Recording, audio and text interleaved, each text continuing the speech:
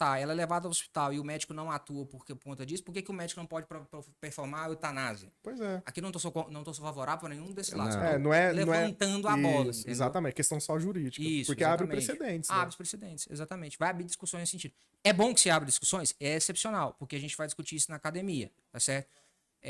Só que, infelizmente, muitas pessoas, profissionais, vão passar por essas situações Sim. que eles vão ter que se virar nesse sentido quando chegar uma coisa dessa. Se chega um paciente desse na clínica, e aí, o que eu faço? Vou atender ou não vou atender? Aí quem que vai falar isso pra ele? Quem que vai dar uma segurança dele pra eles? O jurídico. Eu tenho até uma opinião ambígua, Alex, que, assim, eu particularmente, acho que até nessa discussão, a opinião pessoal até não importa não, mas eu vou dar a minha. Eu, particularmente, eutanásia, pessoalmente, eu não gosto, mas como profissional de saúde, com todas as análises, com tudo, eu acho que tinha que no Brasil ter uma regulamentação sobre isso. Então, tipo assim, tem muitos casos que a gente vê aí que o paciente tinha que escolher. Você já tem a ortotonásia aqui no Brasil? Sim, já tem. A ortotonásia é a diminuição do medicamento. Aí vocês me corrigem se eu estiver errado. Isso, né? exatamente. Você vai diminuindo gradativamente. Isso. A eutanásia, ela é considerada como um crime. Ela entraria como um auxílio ao suicídio. A ortotanásia, não. Pois é, mas então... Eu não tenho muita estrutura para falar sobre isso, que eu já vi vários casos em UTI, eu sou um profissional de UTI, Exato. onde às vezes o paciente estava completamente desenganado, estava ali e reverteu.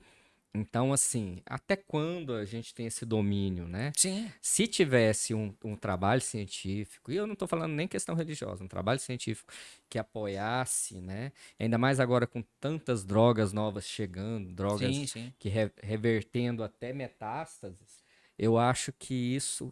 Eu sei que tem o direito do paciente, direito de dor. Entra pelo direito do paciente. Eu entendo tudo isso, mas eu estou colocando, na minha opinião também, eu acho muito... cedo ainda para isso. Não, eu também acho, eu concordo completamente. Cedo, cientificamente falando, pra gente entrar nesse... Mas a maioria desses casos não tira a capacidade de decisão. Isso. Então, o paciente chegou no momento que ele fala assim, olha, eu sei que vocês estão lutando, eu sei que poderia ter a regressão, mas eu não quero mais, e aí? Mas, Alex, o que eu tô querendo falar aqui é o seguinte, eu quero defender o seu direito como profissional de falar para esse paciente assim, olha, eu quero conversar com você para você não fazer isso que ainda tem uma chance. Exato. A minha ideia aqui não é, por exemplo, eu não tô falando isso para você falar o seguinte, o paciente falou que quer morrer, respeita a vontade dele. Não é isso. Exato. Porque tem grupos, e aí tem grupos dos dois lados. Um dos grupos dos lados fala o seguinte, tem que respeitar a vontade do paciente sim, ele falou que quer morrer, então deixa ele morrer, etc, etc. Eu não sou desse grupo. Também não. Eu sou do grupo que é o quê? O profissional lá dentro, que tá lá do lado, ele vai saber falar assim... psicólogo, toda a equipe conversando com esse paciente. Eu quero defender o seu direito de conversar com ele. Exato. Entendeu? De falar assim, olha, meu amigo, eu acho que essa não é a melhor opção, vamos tentar ver se a gente consegue outra coisa, ou isso ou aquilo. Porque se eu não garanto esse seu direito, por que vai ter hospital então? Exato. Deixa o paciente ter vontade de morrer, por que ele vai pro hospital? A eutanásia tinha que ser a opção final. Como e outra coisa, essa decisão pode ter sido influenciada, Pode não, ela é influenciada por vários fatores. Sim, que às vezes pode tirar ele ali da conotação, né? Então, assim, eu acho muito complexo, até filosoficamente, você falar sobre... mas isso é uma opinião minha. Quem sou eu, né? Para falar, isso é uma opinião baseada em algum tempo que a gente tem trabalhando dentro da UTI ali. Na UTI do HDT mesmo, eu vi pacientes... Eu já vi pacientes que o médico, usando o termo, desenganou, que não tinha mais para onde ir, não tinha... e que reverteram. Em outro plantão, o cara falou, não, já pensa totalmente diferente. Vamos colocar. E acabava saindo, e aí? Eu posso colocar um caso que esse daí eu atendi porque foi uma cliente minha, é uma pessoa humilde, que eu também faço alguns trabalhos sociais, etc. E num desses trabalhos, o filho dela tinha pego meningite. E ele tinha uma meningite bacteriana que tinha ido pro cérebro. Ele já estava realmente, ele entrou em coma, etc, enfim. E no final, o que se falava para ele vamos dar uma vida confortável para ele, mas queria que se tirasse ele do hospital. Por que eu entrei? Porque eu falei, não, ele vai ficar dentro do hospital. Porque a mãe não queria autorizar e ela tinha todo o direito dela, então eu fui defender o direito dela de não autorizar. Sim. Entendeu? Porque eles queriam fazer a ortotanásia. Eu fui defender o direito dela de não autorizar. Então o que eu fiz? Eu fui lá e falei, ele vai ficar no hospital, por quê?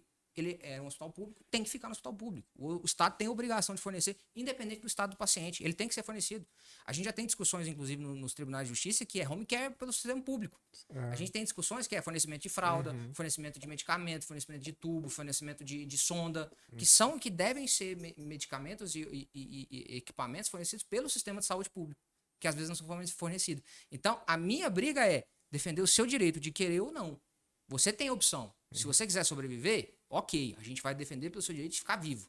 Só que se você quiser também ter a opção de falecer, eu vou defender o seu direito de optar, tá certo? Eu acho que é nesse sentido. Aí a gente entra nas questões, voltando um pouco do médico. Aí a gente foi muito filosofando ali. Muita filosofia. O que isso importa pro profissional de saúde e pro paciente?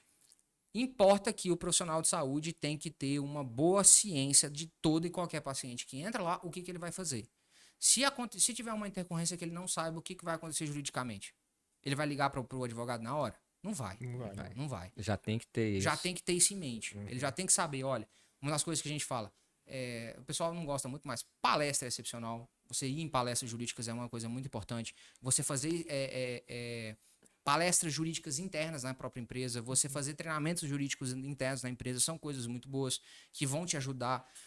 Eu tô falando essas coisas porque o pessoal às vezes quer uma coisa mais objetiva. Eu falo, uma das coisas mais baratas que tem é educação continuada. Não adianta. A empresa que tem educação continuada, ela economiza.